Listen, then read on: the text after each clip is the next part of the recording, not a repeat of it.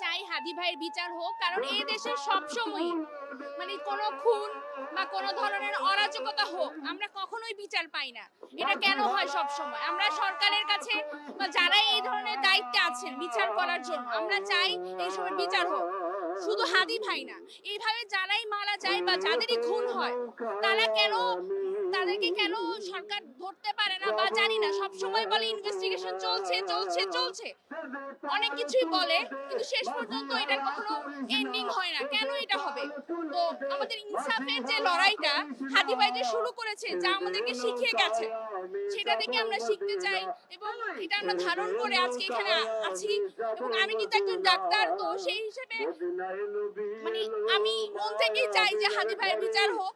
আর জুলাই যে আন্দোলন হয়েছে, যেটা যে মটো ছিল, সেটাও মানে হাদি ভাই যদি বিচার না হয় তাহলে জুলাই আন্দোলনের যে একটা মূল লক্ষ্য ছিল সেটাও কিন্তু মানে দাম রইবে কি, ঠিক না?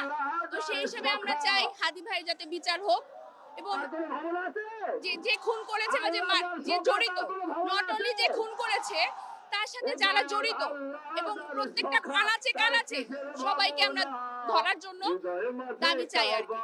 Thank you. এই তো প্রশাসন জানাক আমাদের, আমরা এটা জানলে আমরা এই হত্যার বিচার চাই। হাদি ভাইকে যে হত্যা করছে প্রশাসন এখন কিছু জানাই নাই আমাদেরকে। আমরা চাই এটা আমাদেরকে জানাক, খুনিকে তার সাথে জড়িতকে সব বিস্তারিতভাবে আমাদেরকে জানাক। আমরা এই জন্যই এখানে আসছি, হাদি ভাই হত্যার বিচারের জন্য। মূলত সমগ্র বাঙালি জাতিকে বাঁচানোর জন্য। কারণ হাদির মতো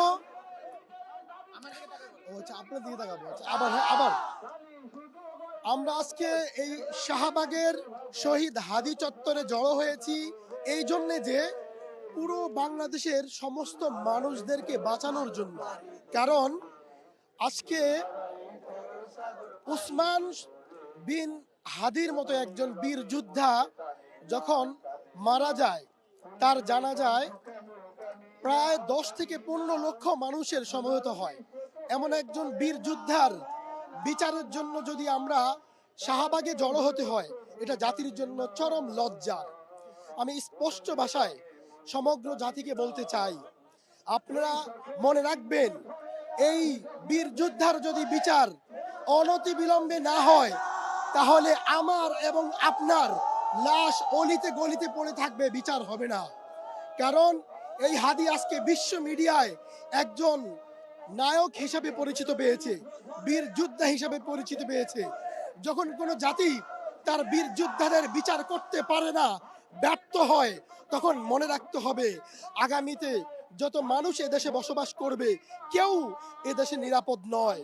কারণ আধিপত্যবাদী শক্তিরা যখন কোনো বীর যোদ্ধার বিচারকে তারা যদি নিস্তব্ধ করতে পারে, তখন সাধারণ মানুষকে তারা মারতে মোটেও দ্বিধাবোধ করে না। আমরা হাদি ভাইয়ের বিচারে এই সংগ্রামে আসছি, সংগ্রাম চলতে থাকবে যতক্ষণ পর্যন্ত হাদি ভাইয়ের মৃত্যুর বিচার না পাওয়া হয়।